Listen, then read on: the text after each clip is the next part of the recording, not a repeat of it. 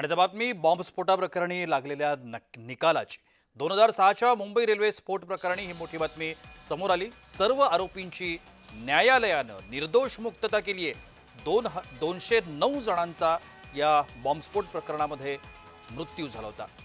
11 जुलै 2006 रोजी मुंबईतल्या लोकलमध्ये हा बॉम्बस्फोट झाला आणि अख्खी मुंबई हादरली। या साखळी बॉम्बस्फोटाच्या प्रकरणामध्ये मुंबई उच्च न्यायालयानं आज महत्त्वाचा निकाल दिलाय। 19 वर्षांनंतर या बहुचर्चित हल्ल्यातील 11 दोषींची निर्दोष मुक्तता करण्यात आली आहे। पुराव्याअभावी या सर्वांची निर्दोष मुक्तता करण्यात आली। या प्रकरणामध्ये उच्च न्यायालयानं एकूण 11 अपील प्रलंबित होते।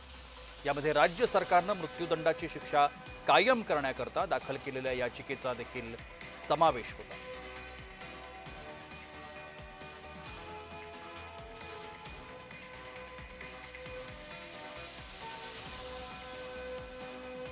या सगळ्या संदर्भात धनराज वंजारी यांनी जय महाराष्ट्रला प्रतिक्रिया दिली। आपण ऐकूया।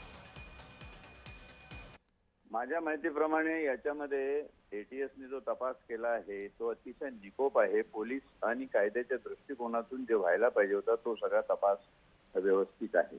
आता इथे मी तर अजून जजमेंट बघितलं नाही, बघितल्यानंतर अजून सविस्तर प्रतिक्रिया देता येऊ शकते। पण एक प्रायमा फेसी जे माझं आकलन आहे आणि याच्या आधी काही संवाद जे झाले टीव्हीवर त्याच्यामध्ये जी मांडणी मी केली, जे माझ्या निदर्शनास आलं ते की त्याच्यात असलेले जे साक्षीदार आहे ते साक्षीदार बहुतांशी होस्टाईल झाले किंवा फिरले किंवा त्या साक्षीदाराच्या जबानीतून जे न्याय प्रविष्टता व्हायला पाहिजे होती ती न्यायिक प्रविष्टता पोलिसांच्या तपासाच्या दृष्टिकोनातून त्यांच्या अनुषंगाने झालेली दिसत नाही।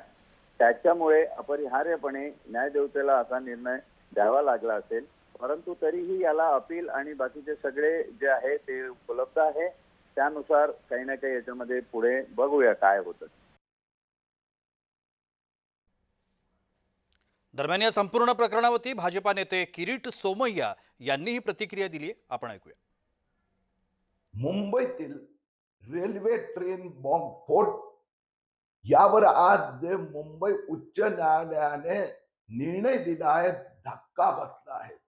निश्चितपणे 2006चा तपास त्यानंतर लीगल रिप्रेझेंटेशन न्यायालयात मांडणी या त्रुटी राहिल्या असेल परंतु मुंबईकरांना न्याय हवाय। ते जे अतिरेकी आहेत ते फाशीवर लटकलेच पाहिजे।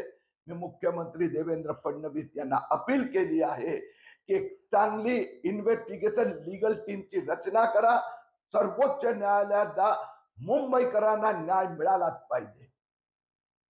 मुंबईतील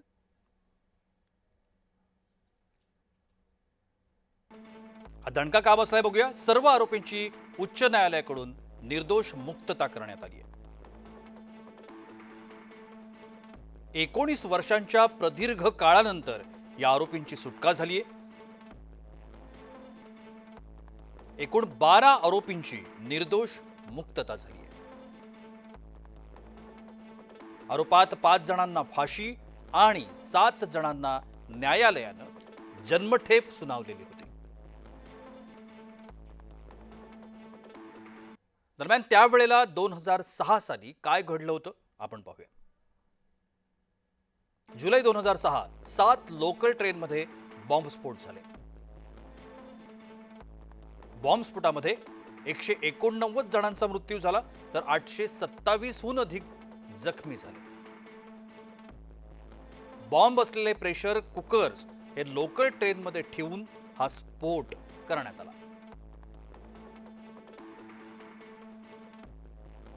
खार रोड सांताक्रूज मधल्या स्फोटामध्ये 7 जणांचा मृत्यू झाला तर बांद्रा खार रोडच्या स्फोटात 22 जण ठार झाले। जोगेश्वरीच्या स्फोटामध्ये 28 तर माहीम जंक्शनला जो स्फोट झाला त्यामध्ये 43 जणांचा मृत्यू झाला। मीरा रोड भाईंदर मधल्या स्फोटामध्ये 31 जण दगावले। माटुंगा रोड माहीम दरम्यानच्या स्फोटामध्ये 28 जणांना मृत्यूनं गाठलं। इंडियन मुजाहिद्दीनच्या दहशतवाद्यांनी या संपूर्ण स्फोटाची जबाबदारी घेतली। मकोका न्यायालयानं सप्टेंबर 2015ला 12 जणांना दोषी ठरवलं. यातल्या 5 आरोपींना फाशी झाली तर 7 आरोपींना जन्मठेप सुनावण्यात आली.